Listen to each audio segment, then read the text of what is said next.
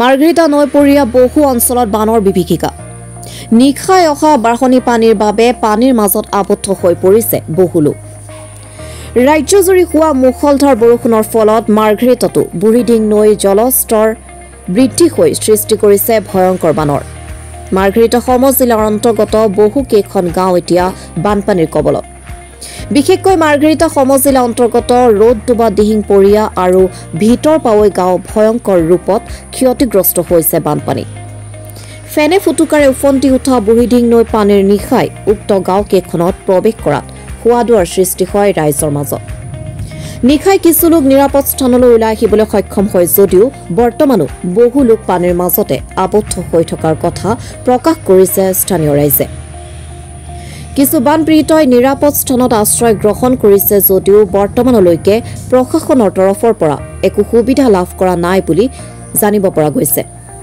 বৰ্তমানলৈকে মাৰ্ঘেৰিটাত বুঢ়ীডিং নৈৰ জলস্তৰ বৃদ্ধি হৈ থকাত সন্তুষ্ট হৈ পৰিছে নৈপৰীয়া ৰাইজে অতি শীঘ্ৰেই পানীৰ মাজত আবদ্ধ হৈ পৰা লোকসকলক উদ্ধাৰৰ লগতে পৰ্যাপ্ত পৰিমাণৰ সুবিধা প্ৰদান কৰিবলৈ প্ৰশাসনক দাবী জনাইছে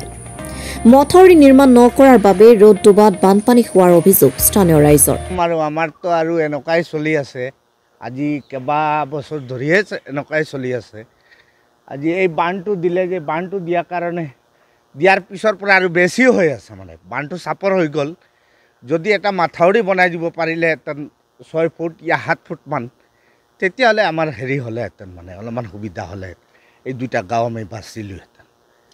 এতিয়া কিমান মানুহ এফেক্টেড হৈছে এই বানপানীত মেক্সিমাম মানি লওক না 200-300 ঘৰমান হ'ব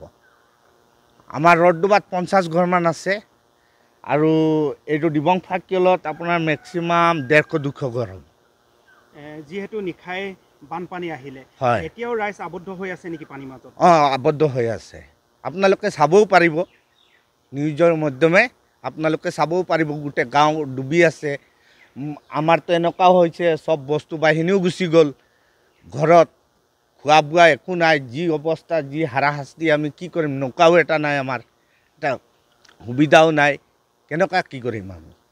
চৰকাৰ প্ৰশাসনৰ পৰা কিবা আপোনালোকৰ ওচৰত আহিছে নি বৰ্তমান সুবিধা এতিয়াতো এনেতো আহিছিলে 2-এজন আহিছে আহি পেলাই কৈছে তোমালোকে স্কুলত যোৱাগে আমাৰ ওচৰততো নৌকাও নাই যে আমি তোমালোকক দিম বুলি নৌকা বিচাৰিছিলে তেখেতসকলে কিন্তু পোৱা নাই সেই মানুহবিলাক এজন কি জানি গুৱাহাটীত গুচি গ'ল আৰু এজন আৰু ক'বাত আছে বুলি কৈছে নৌকা পোৱা নাই সিহঁতি বহুত বিচাৰিলে তথাপিও আমাক মাতিলে যে যিমান সোনকালে পাৰা যেনেকুৱা হ'লেও পাৰা আৰু আহি যোৱা স্কুললৈ তেতিয়া আমি ধৰি লোৱা না 30জনমান মানুহ গৈছোঁ স্কুললৈ আৰু বাকীখিনিতো সব তেনেকৈ ঘৰতে আছে ওলাবই পৰা নাই মানুহ এইটোৱে অনুৰোধ চৰকাৰে যদি পাৰে তেতিয়া যিমান সোনকালে পাৰে আমাক এই মাথাউৰিটো সহায় যদি কৰি দিয়ে ইমান ডাঙৰ বান যেতিয়া বনাই দিলে তেতিয়া মাথাউৰিটো যদি 8 ফুটৰ বনাই ছাইডত ব্লক লগাই দিয়ে তেতিয়াহ'লেতো আমাৰ সুবিধা হৈ যাব এই 2-3টা গাঁও আমি বাচি যাব পাৰিম নহ'লে আমাৰ এই বছৰত 2বাৰ 3বাৰ এনেকুৱাই মানে ডুবিয়ে আছোঁ আজি যোৱা বছৰৰ পৰা 3বাৰ হৈ গ'ল এইবাৰ 9 মাহ পিছত আকৌ আহিলে